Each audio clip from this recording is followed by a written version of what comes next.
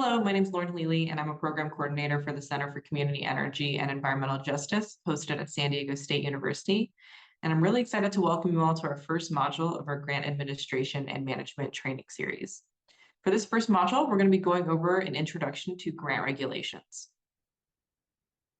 Before we actually get into grant regulations, I want to go ahead and lay out the module landscape that we have planned out for the rest of the Grant Administration and Management training series.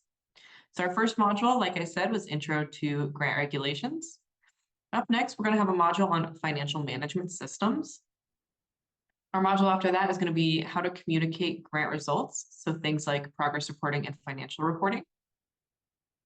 And lastly, we're going to have a module all on procurement standards. These will all be coming relatively soon. For our learning objectives today, so after participating in this training module, participants will be able to become familiar with the different types of grant regulations, be able to identify components of uniform grant guidance and where to find that relevant information. And then lastly, understand the importance of reviewing your grant's terms and conditions and what information that it typically covers. So whether you're soon to be accepting a federal grant award, congratulations if you are, or if you're just planning ahead, our introduction to grant regulations is a really great first step into successfully managing your grant and ensuring compliance with federal regulations. So when we talk about the types of grant regulations, these are the types that we're going to be referring to today. We're going to be going over each one, and we're going to be going over from the most broad set of regulations to the most specific set of regulations. So let's start off with the Code of Federal Regulations, also referred to as CFR. This is a collection of rules created by the federal government. And this collection is actually divided up into 50 titles that represent really broad areas that are subject to federal regulations. With this being included, grant administration and management. The electronic CFR, which is oftentimes the ones that folks refer to, can be found online and is actually updated daily. So within the Code of Federal Regulations, or CFR, is the Office of Management and Budgets, or OMB's Uniform Administrative Requirements, Cost Principles, and Audit Requirements for Federal Award Regulations. This is also known as the Uniform Grant Guidance, often abbreviated as UGG. This is located in Title II, CFR, Part 200, and serves as the government-wide framework for grants management. It also provides an authoritative set of rules and requirements for grant awards, and is designed to streamline the requirements for using federal grant funds. The Office of Management and Budget is a government agency within the Executive Office of the United States and oversees the performance of federal agencies and administers the federal budget. So in going over the Uniform Grant Guidance to CFR Part 200, it is consisted of subparts ranging from A all the way to F.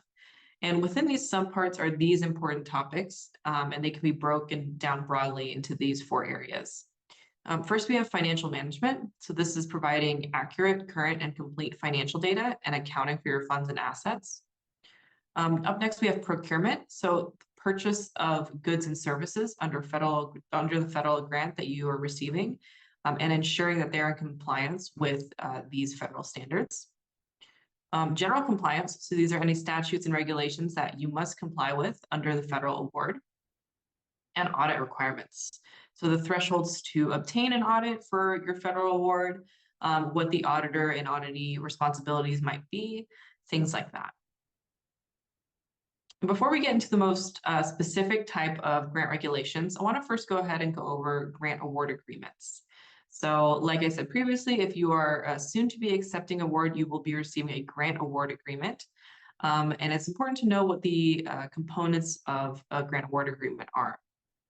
So the general components, it'll likely include your grant application as a reference, information about the award, such as contact information for your project officer and grant specialist, as well as the amount of award funded,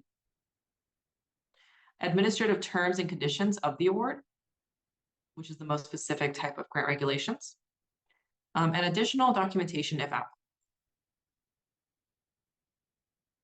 It's also important to review general project information.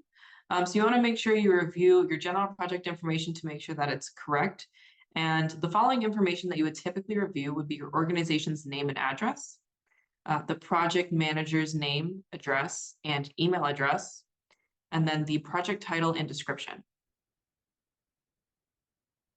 On top of reviewing the general project information, you also want to review the budget and project period listed in your grant award agreement. So you want to be able to confirm the funding in your award matches the funding that you requested in your application. Any budgetary changes that you will need to incur have to be discussed with your project officer, where you can find their contact listed on the grant award agreement. And you want to make sure that you confirm that the project period listed on your grant award agreement is adequate enough to complete your project. So going over general terms and conditions, this is going to be the most specific form of grant regulations. This is sometimes abbreviated as TAC or T&C. Each funding agency has general terms and conditions that apply to all of their grants. But you always want to make sure that you want to check if your specific grant opportunity under that agency has specific conditions that apply.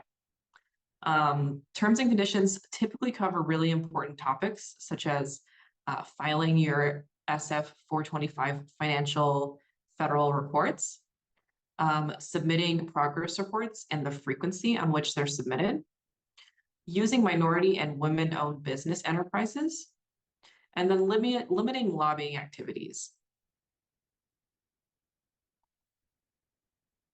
So in short, really best practices for reviewing your grant regulations and for grant management and administration is you should review the terms and conditions in full and be sure to check if your grant has any specific conditions. If this is going to be the one time that you review terms and conditions, it's in entirety. It's going to be if you've received a federal grant award. Not only that, but reviewing your terms and conditions regularly. So it should not just be a one and done that you review once you get your grant award agreement and then you put it in a filing cabinet and don't review it anymore after that.